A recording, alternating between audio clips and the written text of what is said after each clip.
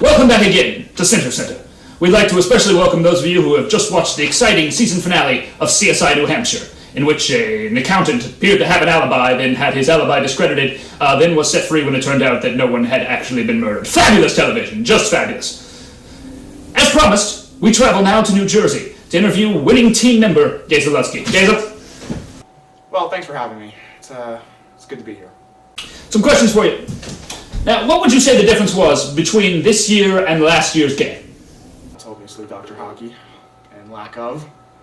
Dr. Hockey is a beast, and this year he was not present, which made planning for the game much easier, because we didn't really have to plan for it at all. We didn't really have to worry about offense or defense, we just, did what we did, because we didn't have to worry about Dr. Hockey, whose hellacious record clearly would have driven his team over the top, once again. Were you nervous going into the game? As Eminem would say, palm sweaty, vomit on his... I don't know the song. He's a popular artist. Mm-hmm. Anyway, nervous, were you? We were excited. There was a sense of excitement on the whole team. This year we wanted it bad. We knew what was at stake. And we went out there and gave 110%. Nervous? I don't think so. What would you say was the turning point in the game? Oh, there were many turning points in the game. Definitely the Lombardi interception that was batted in the air after the other team had just gotten the interception and gotten all the momentum and tied the game, by the way, 2-2.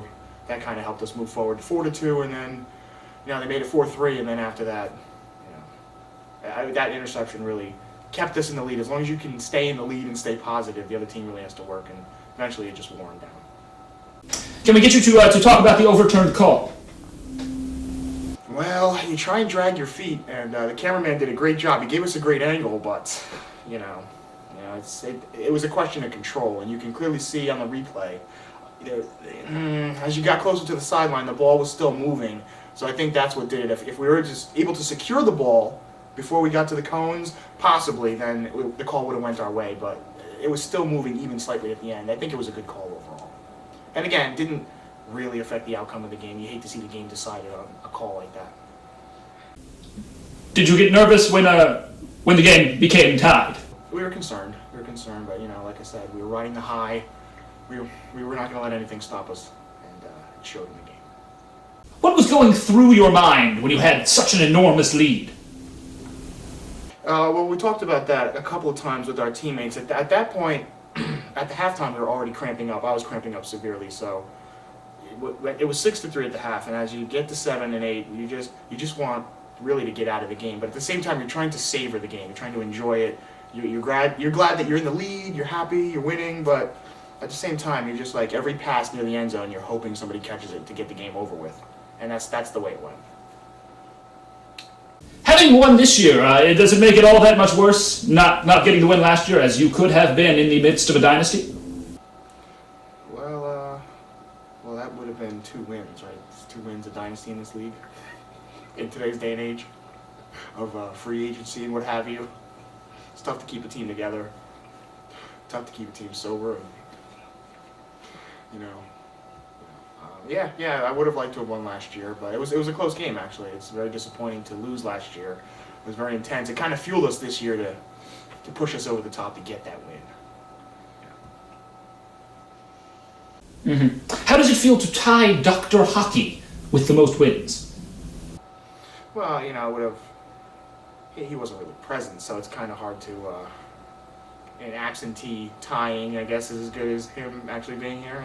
Not really, but it's tough now, and I don't know if I want to be on the same team as him so he can keep it going, or do you want to beat him, and move up ahead of him.